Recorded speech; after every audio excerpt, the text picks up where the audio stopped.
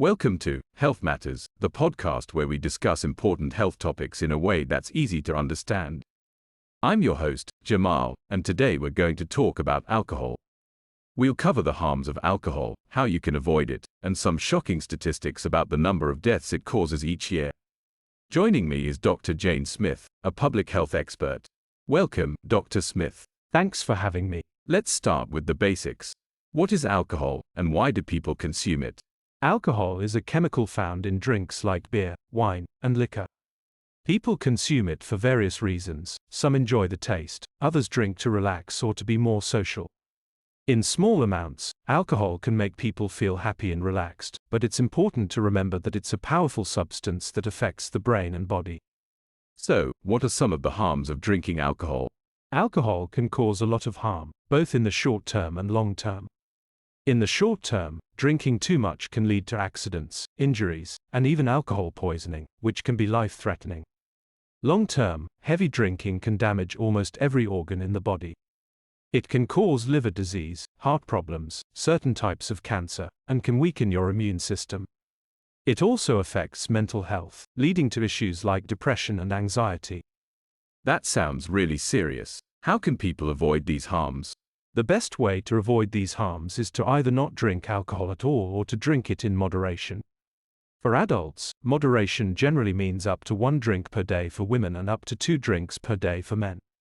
However, some people should avoid alcohol altogether, such as those who are pregnant, have certain medical conditions, or are taking medications that interact with alcohol. What about people who find it hard to control their drinking? What advice would you give them? For those who struggle with controlling their drinking, it's important to seek help. There are many resources available, such as counseling, support groups like Alcoholics Anonymous, and treatment programs. Talking to a healthcare provider is a good first step. They can provide guidance and connect you with the right resources. Can you share some statistics about the number of deaths caused by alcohol? Sure. According to the World Health Organization, alcohol is responsible for around 3 million deaths worldwide each year. This includes deaths from alcohol-related diseases, accidents, and injuries. In the United States alone, it's estimated that around 95,000 people die from alcohol-related causes annually. These numbers show just how dangerous alcohol can be. Those numbers are quite staggering. Why do you think more people aren't aware of these risks? I think part of the issue is that alcohol is so common and socially accepted in many cultures. People often don't realize how dangerous it can be because it's a legal substance and widely advertised. There's also a lot of misinformation out there about the benefits of alcohol, which can overshadow the very real risks. What can we do to raise awareness about the dangers of alcohol? Education is key. We need to have honest conversations about the risks of alcohol, starting at a young age. Schools, communities, and healthcare providers all have a role to play. Media campaigns can also help, as can policies that reduce alcohol availability and increase taxes on alcoholic beverages. Finally, what would you say to someone who is considering quitting alcohol but feels uncertain? I would say that making the decision to quit or reduce alcohol is a positive step for your health and well-being. It might be challenging at first, but there are many benefits to cutting back or stopping alcohol use.